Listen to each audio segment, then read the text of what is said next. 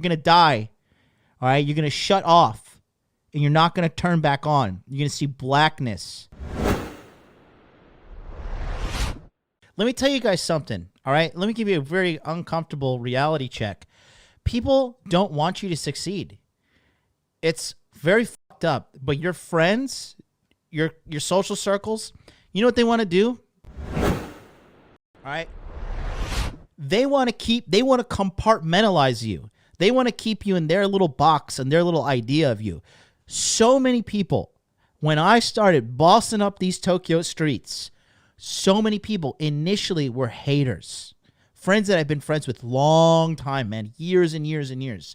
They seen me getting fucking sexier, working out, right? The crypto stuff, you name it. They had something to say. They were like, oh yeah, this is great idea, great work. Yeah, you're really going to accomplish those dreams, right? Literally laughed at. Because the idea of people want to keep the idea of you static. They want to compartmentalize you in their little portion of their life. And when you outgrow that, some people will try to pull you back into that.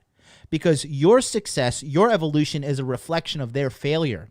And people would rather drag you down, pull you back under to preserve their ego than to do the work to lift themselves up and evolve with you.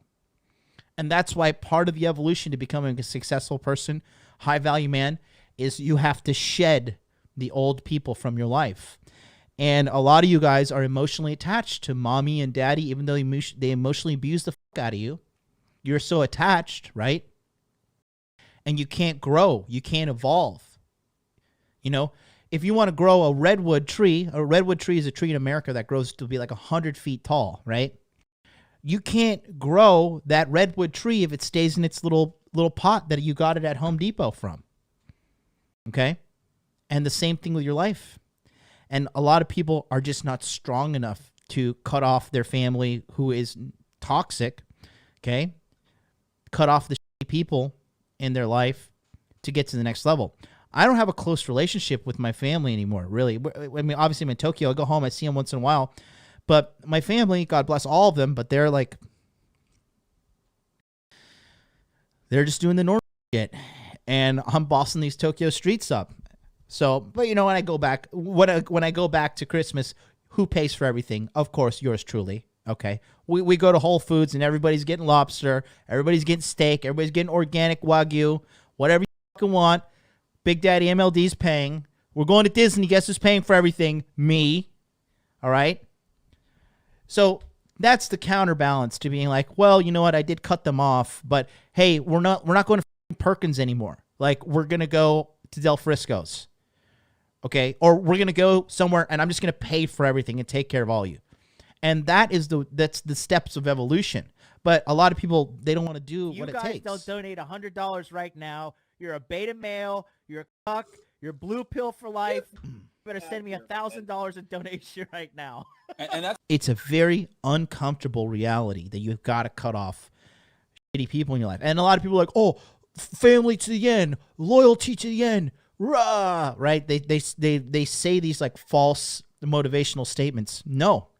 If your family's toxic and you want to get to the top, you have to make a choice.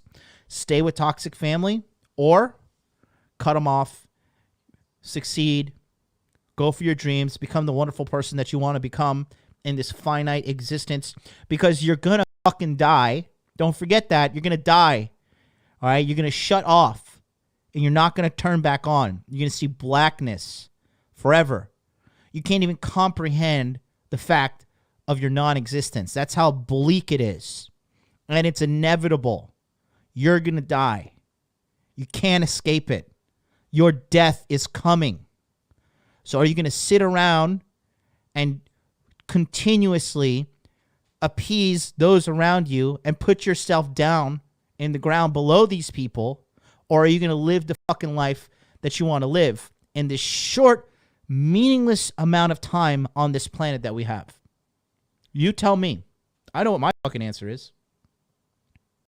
Ricky Webster, $4.99 super chat. What's the title of the Rogan clip, John? Great info. Props due to you. Yes, I am awesome. Here, I'll put it in the chat. What he's saying, and again, your vision has to empower you. Your vision has to motivate you guys. You need a vision, okay?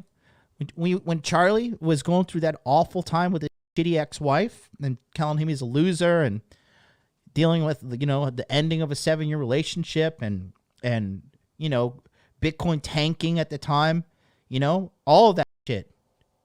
That was hard for Charlie, man. That was super fucking hard. But he had the vision. Y'all, you guys seen it? So, you have accepted the truth. Thank you, Boxhead276, for subscribing. Great username. By the way, if you want to participate in the chat, you got to subscribe for at least 10 minutes. And then you will be able to participate in the chat. Other than that, you cannot participate, and I have zero sympathy. But when you guys saw, Charlie cried on the air, and he was crying to the point that he couldn't get it together, and I had to like jump on the stream with him and be like, hey, you know, it's okay, Charlie, you did it. You're the fucking man. But when you achieve your vision and you get what you want out of life, I mean, it is just such a fucking great feeling. It's just so amazing.